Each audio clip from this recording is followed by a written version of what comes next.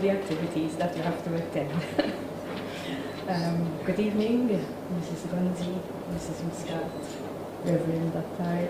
Mr. Latif, guests, ladies and gentlemen. It is a great pleasure to be with you all here today to celebrate women's achievements and also to take into account the status of women in today's society. When International Women's Day was first commemorated 100 years ago, gender equality and women's empowerment were very radical ideas, as the United Nations General Secretary, Mr. Ban Ki-moon, stated in his message on the 8th of March this year. The main themes of his message were gender imbalance in education, the unacceptable discrimination and violence against women endured within the domestic environment as well as in conflict zones, women and children's health, women in decision-making positions. As Vice President of the National Council of Women, I was asked to say a few words about the Council's aims, its work and services, and all the roles NCW has in Maltese society. I cannot but link the Council's work with the main themes expressed in Dr. Ban Ki-moon's message. Since its inception in 1964, NCW has strived to better Maltese women's position for the benefit of our island society. It might not have been a coincidence that 1964 was also the first time that women voted in general elections in Malta. That year they could also contest to be elected in Parliament. Although at the time there was some opposition for women to have these rights, women eventually succeeded in achieving another fundamental right of a democratic society. It was at this time that a group of women felt that the time was ripe for them to start empowering and educating the women of Malta. These are the building blocks on which our council is based. To this day, these are the services we provide: empowerment and education to all our members and all persons who choose to follow our work in the community. In 2014, NCW will be celebrating its 50th anniversary. As our President, Ms. Grace Attard, stated in her message for Women's Day, NCW calls for an analysis of the Maltese situation to ensure that women forging the way ahead can be translated into action. One might ask, what is NCW doing today for the Maltese community? My answer is that it is still doing what it was doing 50 years ago. In an ever-changing society, NCW must keep up with the times. The Council is made up of an executive group of members elected at a yearly general meeting.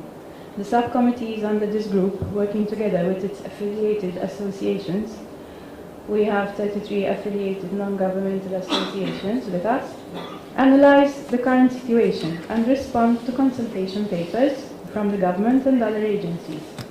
The Council compiles women's opinions and concerns as resolutions and recommendations and communicates them to members of Parliament, ministries and governmental bodies, commissions and agencies, and regularly follows them up. The result of last year's work within the committees culminated in 11 new resolutions and the reaffirmation of a few more from previous years. Very briefly, these resolutions cover a number of sectors. I will be trying to group them very short in a few words.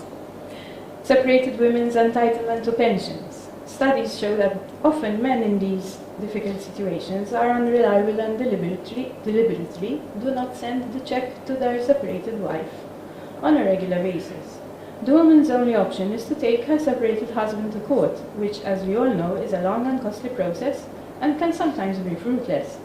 The Council proposed that the necessary measures be taken so that the amount to which the woman is entitled will be immediately deducted at source from the salary or pension of the separated husband and sent to the separated wife on a regular monthly basis. In the everlasting struggle against violence perpetuated on women, the Council is proposing to engage men and boys. The Council recommends education programs and programs based on a better understanding of men as individuals and therefore help eliminate stereotyping of both men and women. The spiral of violence against women and girls would be halted by improving services to help perpetrators understand the cause of their behavior. and take responsibility for it, and prevent further acts of violence. The Council also continues its support to the Daphne programme and recommends that it should also be a priority of the EU strategy. In line with its policy of education and prevention in the health sphere, the Council recommends the availability of a designated breast care unit and also to incorporate breast awareness in the school curriculum. With the setting up of a national breast screening program in 2009, the need is felt for a designated breast care unit which addresses limitations in providing a more comfortable and supportive environment to women during these stressful times, should she be diagnosed with breast cancer.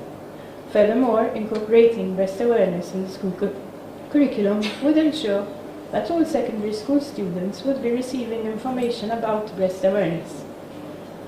One must not forget that breast cancer also affects 1% of the male population. Women and mental health. The number of women suffering from mental illness is rising faster than among men. The burdens of keeping a job, multiple roles in the family, and in caring for others are driving women to suffer from mental illness.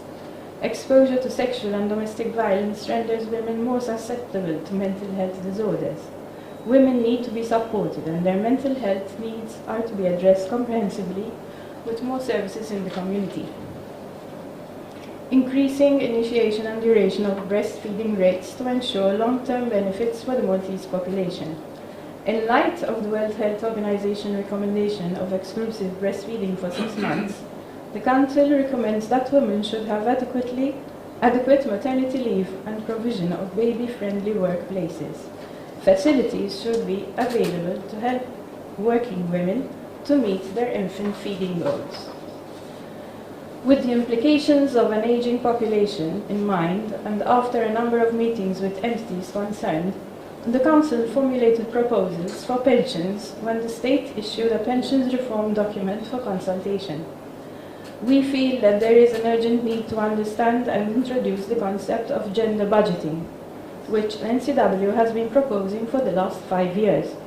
An adequate sustainable pension system that reviews the current system, as well as supplementary pensions establishing the second and third pillar pension systems, is required to be able to ensure a good standard and quality of life beyond the age of 60.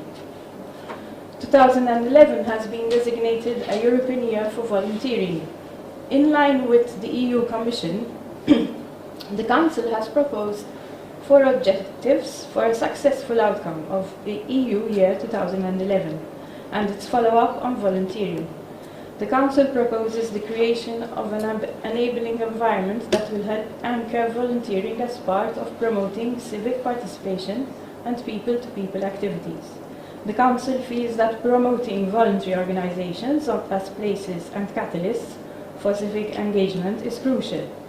Volunteering activities are to be rewarded and recognized, not least by encouraging appropriate incentives for individuals, business, and organizations.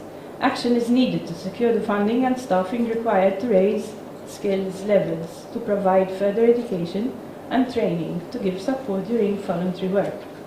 And the general public is to be made aware of the value and importance of volunteering. An effective and successful EU-level awareness-raising campaign conveying the opportunities and usefulness of volunteering would, if the message is really to get through to people, require adequate funding. With this in mind, the Council has embarked on an EU flagship project with the aim of giving recognition to the value of volunteering to strengthen and encourage volunteers and other individuals who would be interested in volunteering. The Council has also tackled premarital preparation courses for those couples opting for a civil marriage. The Council realizes that there is a lack of such courses in Malta's society. The State should start offering these preparatory courses to couples who are residing in Malta and who choose a civil ceremony. Normalizing childbirth. Studies carried out in Malta show that there is a need to decrease the high rate of intervention during pregnancy and childbirth, and to increase the rate of normal childbirth. The public needs to be informed by being given the right unbiased information. In this way, public money will be used more effectively and efficiently according to the clinical needs.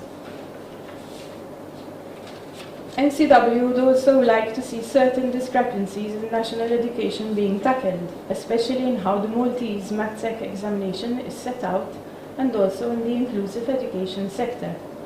This Maltese MATSEC exam is not reflecting the student's ability in the usage of the Maltese language. Inclusive education in Maltese schools must be coordinated at all primary and secondary schools. More counselors and guidance teachers are needed. Other professionals, such as social workers, speech and occupational therapists, and specialists in specific learning difficulties should also be made more available. In the ever-increasing need to balance work and life demands, the extension of Maternity and Paternity Leave Directive will come into force in 3 years' time.